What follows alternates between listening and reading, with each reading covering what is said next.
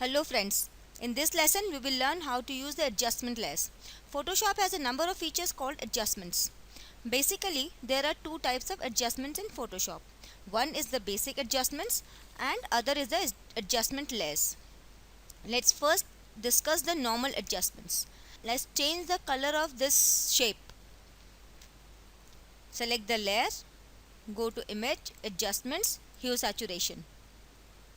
Now if I change the color, but this is destructive change.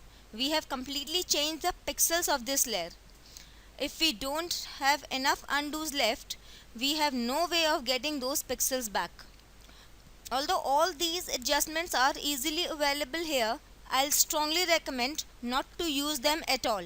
Instead, rely on the feature called adjustment layer. Let me undo. An adjustment layer can be created in the layers panel itself by clicking on this half circle icon here. If I click on this, we can access number of different adjustment layers. Let us again use this hue saturation. Let's use these sliders to change the color. You can see here that it has created a new adjustment layer. The beauty of this layer is that we have not affected any of the pixels. Instead, with this layer on top, Photoshop is changing the view of the pixels underneath that layer. If I turn this layer on and off, you can see that we can at any time go back to our original picture. Another beauty of this layer is that we can go back to the settings of that hue saturation anytime by double clicking on this hue saturation layer. You can see that it still remembers the earlier settings. We can continue to tweak these like so, but this adjustment layer affects everything below it. This layer, this layer, this layer, this layer and this layer. It affects every layer.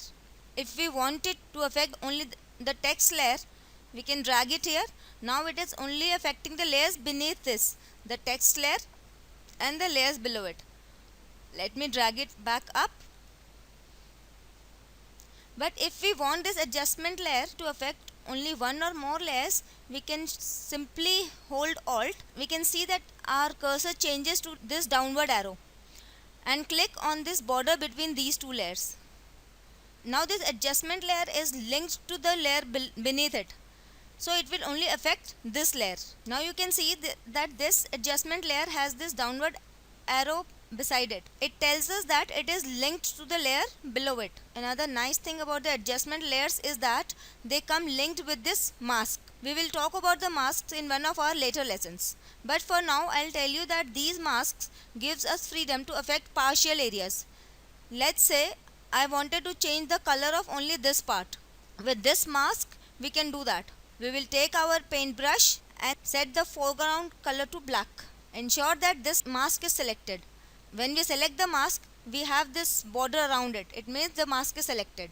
This mask is all white, which means that all areas are receiving the full effect of this adjustment layer.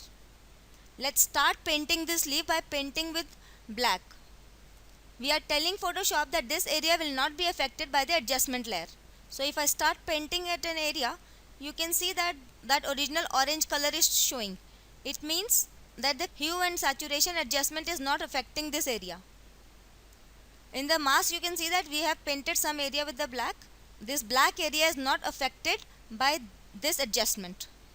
We can create as many adjustment layers as we want. For example, let's make a new adjustment layer, say brightness and contrast, and start adjusting the brightness and contrast of these different pixels. If at any point we want to get back to the original image, we can do that, or we can modify it further. We have full control over it. We can restack it, or maybe we can link it to any layer. If I want to link it to this layer only, I'll click and hold Alt and click on this border in between. So it is linked only to this layer. We can always delete any of these layers. Just click delete or drag it to trash. So I will always recommend using these adjustment layers as opposed to using these adjustments built in up here. That's all for this lesson, friends. See you in the next lesson.